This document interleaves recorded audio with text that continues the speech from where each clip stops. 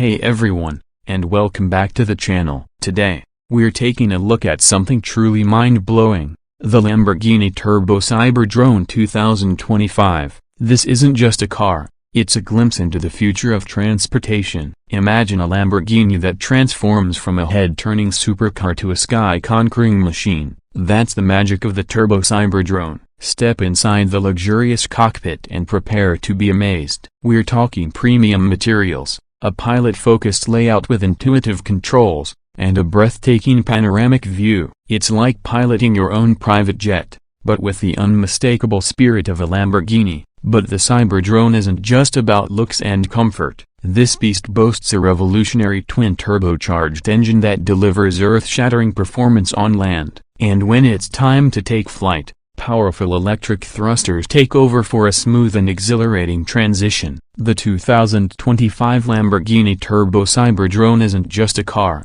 it's a game-changer. It embodies Lamborghini's relentless innovation and pushes the boundaries of what's possible. Imagine a world where luxury travel transcends the limitations of roads. A world where the sky's the limit. The Cyberdrone is more than just a car, it's a statement piece, a technological marvel, and the ultimate expression of automotive freedom.